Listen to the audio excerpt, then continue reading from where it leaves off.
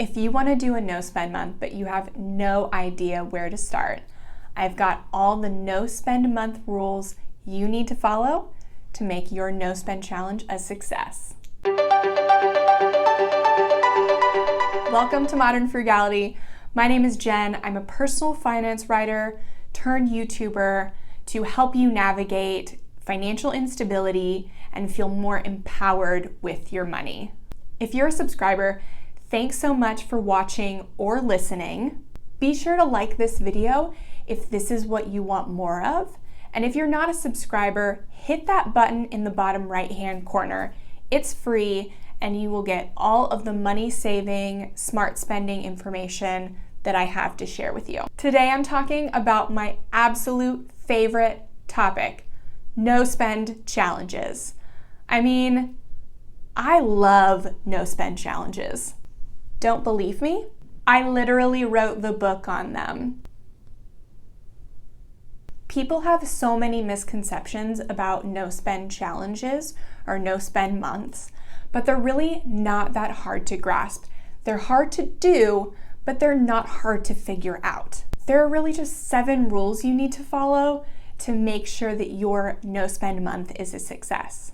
First, it's important to note that even if you do all 7 of these rules exactly as laid out, that doesn't mean you're gonna have the perfect no spend challenge. I've never had a perfect no spend challenge. I don't know if anybody has. I'm sure there are people, but I can't relate to them because it's hard for me to stop spending. And I feel like if you're looking at this video, then it might be hard for you too. There's always something that's gonna trip you up, but the most important thing is to keep going. Making one mistake in a month of no spend days is way better than just not doing one at all. So know from the get-go, you may not have a perfect month, but you're getting better, you're improving, even with mistakes. But there's also things you can do to minimize the number of mistakes you have throughout the month. Adopting a values-based spending system, identifying and improving bad spending habits, and reducing the things in your life that cause you decision fatigue and cause you to make bad spending decisions. All things we cover in the 5 weeks to 500 course. But before we dive into those deeper topics, let's get started with a no spend challenge so that you can identify the things that you need to work on so that we don't waste time working on things that don't really need our attention, but we can find those deeper core issues and then work out from there. And those are going to have the biggest impact in improving our spending and our budget. And I think all of that can be discovered with a no spend challenge. All right, let's get into it. Rule number 1, set a time frame. You need to have a clear start and end date. Just deciding to stop spending money on coffee or stop spending money on discretionary purchases is not going to work. It's like just trying to start a fad diet without an end date. When has that ever worked for you? If it ever has, video is probably not for you. So you need to start with an end date in mind. So the most popular is to do a month, 30, 31 days. It gives you enough time to go through any struggle that might come up, not on a weekly basis, but maybe a bi-weekly or every 4 weeks kind of thing. So it gives you time to go through those, but it's also manageable enough to where it's not going to impact too much of your life. It's a short time frame, but it's also a really challenging time frame. If you can't do a month, then try a week or a weekend and see if you can go without discretionary spending there. Another way to do it that I'm really starting to like is to do a cumulative number of no spend days. So say you want to do a no spend month and your goal would be to do 15 to 20 no spend days in 1 month. So that gives you a lot more flexibility and you can try and front load those days so that you can have a reward near the end of those 30 days. You don't have to start it on the first of the month. You can do a no spend month and start at any time, do it for 30 days. And the one of the best ways to do that is preceding something big that's coming. So if you've got a vacation or an event that's coming up, then doing a no spend month preceding that and then having that as kind of a reward for the end is really motivating. Rule number 2 is to set a goal. So now that you know how long you're doing it, you can set a goal that's proportionate to the amount of money that you will save during that time. Make it a goal that's achievable, but still quite challenging. Write it down, make it visible so that every day you are reminded why you are not spending.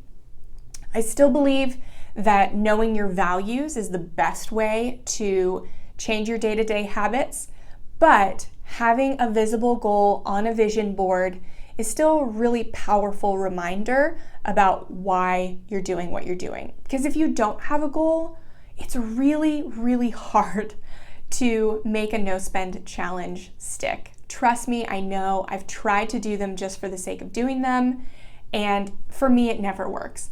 But when I was paying off debt, when I had a bigger goal, then it was more of a necessity and I took it more seriously. So have a goal so that you can take your no spend challenge seriously. Third, choose your no spend items. And this could be all discretionary spending, so anything that's non-essential. This could be maybe your top 3 categories after going through your bank transactions for the last several months, looking through repetitive transactions, stores, and categories that pop up more than you'd like. You can just do those categories, or you can pick one single item if there's just one thing that's really hard for you. The hardest, and one that I don't recommend for a full month, but could be good for a weekend, maybe a week, is absolute no spend. So that's no groceries, no gas, make sure you don't have any bills due that week, stuff like that. Again, not advisable for a whole month because your bills are not something that you should do a no spend challenge on. That would be fun. We would all love that. But during your no spend challenge, you're still going to spend money on your essentials, your mortgage, your rent, your food when you need it, and other bills that are essential to getting around, getting to work, existing. Still spend money on those. That leads us into number 4, which is choose your exceptions. Yes, there can be exceptions on a no spend month because it's your no spend month. You decide what you do during your no spend month. And the more you customize it, the more you can own it, and the more authority it gives you to achieve it. You don't have as much motivation to follow somebody else's rules as you do your own. So make exceptions for the things that might trip you up. So if there is a family potluck or a friend coming into town that might cause you to put off a no spend challenge, you can make an exception for those few days or that week and just do the 15 days before and the 15 days after. And there you go. You're not out anything, you don't feel like you failed, and you still get the benefit of all those no spend days on either side. 5th is to tell people about it. Give yourself some accountability and help yourself out a little bit by either announcing on Facebook, Instagram, wherever you see your family, but you have to tell your family, especially your immediate family, what you're doing so that they understand when you don't spend money on something. Don't force them to participate in the no spend challenge. It will give them a sour taste in their mouth for it. This is your challenge. You chose into it, and if the rest of your family doesn't, then that's okay. That's on them. But your challenge is still going to make an impact on your finances. And also tell your friends. Let them know so they don't invite you to spend money at places. And it gives you a little extra accountability because they know what you're doing, so you're less likely to just kind of let it slip and let it fall away because they're going to be asking you, how's your no spend challenge going? The 6th rule is you have to change your routine in some way, big or small. Your routines have caused you into this pattern of impulsive and habitual spending. And so in order to break up that cycle, you have to change your routine in some way. That could mean driving a different route, maintaining a different schedule, anything that disrupts your routine, gets you thinking creatively, outside of the box, in different ways. It just takes you off autopilot and makes you aware of your day-to-day activities again. 7 is do as much as possible. The downfall to any good no-spend month is boredom. Boredom gives you space to think about how bored you are and how miserable you are, how you wish you could go to this concert or go to this bar. And you do that long enough and you're done. You're out of there. You're going there because why would you put yourself through that much misery? As soon as somebody invites you out, you're gone.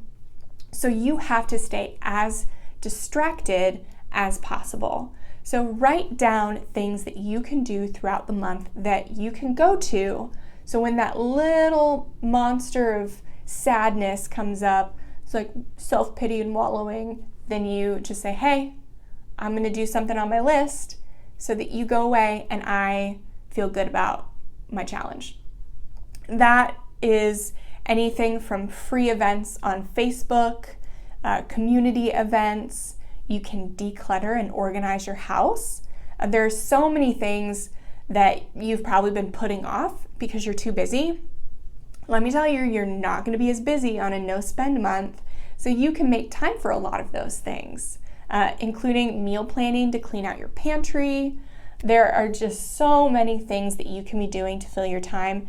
Make a list of what they are so that you don't have to think twice about just hitting up that list and finding something to do when you would otherwise be spending money. Now, do you have to follow all of these rules? Absolutely not. These are guidelines for a no-spend challenge, but you can really do it however you want. I will not be offended if you don't follow the things that I say.